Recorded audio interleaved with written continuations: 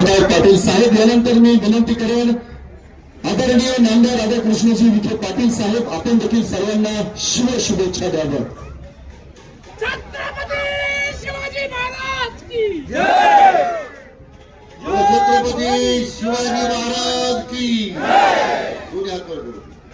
छत्रपती शिवाजी महाराज की जय. छत्र धर्मवीर संभाजी महाराज की जय. जय भवानी. जय शिवाजी. जय भवानी. जय शिवाजी. जय श्रीराम. जय जय श्रीराम. गावात सगळ्या गावात मला पाहिजे आपल्या सर्वांचं आराध्य दैवत छत्रपती शिवाजी महाराजांच्या पावन स्मृतीला मी प्रथमतः मानाचा मुद्रा करतो, त्यांना विनम्रपूर्वक अभिवादन करतो. आणि आज या जयंती उत्सवाच्या निमित्तानं उपस्थित आपल्या तालुक्याचे लोकप्रिय आमदार आणि या शिवजयंती उत्सव करता त्यांनी विशेष असा पुढाकार घेतला आणि म्हणून आता हा भव्य दिव्य सोहळा संपन्न होतोय. ते माझे सहकारी आमचे अमोल खताळ, इतर सर्व आमचे पदाधिकारी, सगळे शिवप्रेमी नागरिक, बंधू भगिनी आणि तरुण मित्रांनो, आज आपण आपलं अर्थदैवत छत्रपती शिवाजी महाराजांना अभिवादन करण्यासाठी एकत्र जमलेलो आहोत.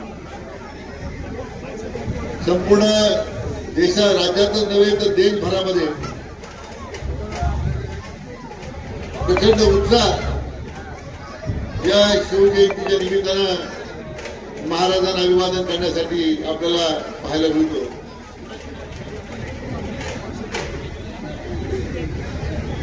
एकात्मतेचं प्रतीक म्हणून छत्रपती शिवाजी महाराजांचा उल्लेख होतोय.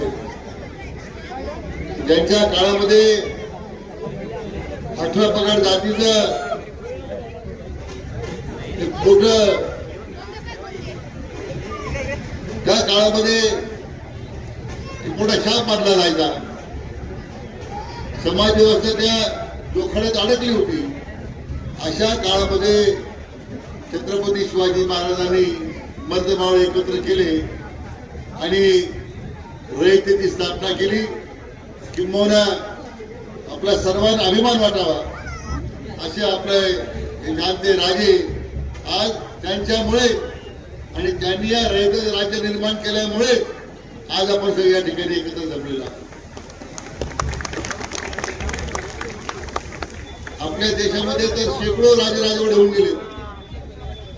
अनेक संस्थान खर्चात झाले, बरखास्त झाले.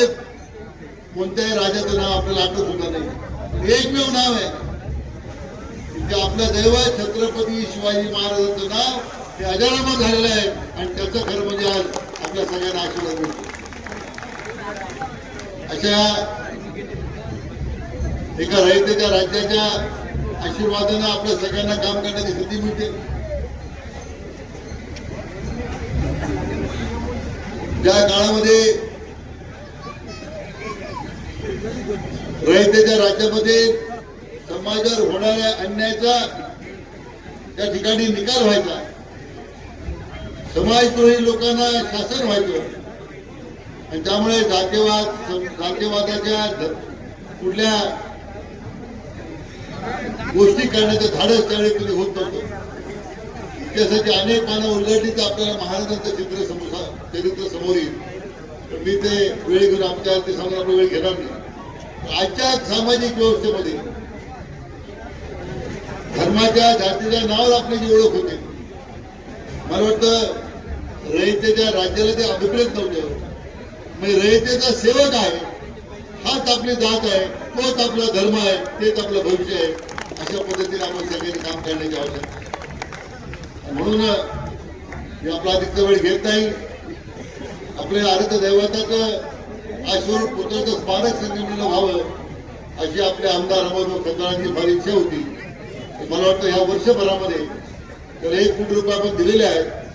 आणखीन लागलेला निधी आपण मंजूर करू आणि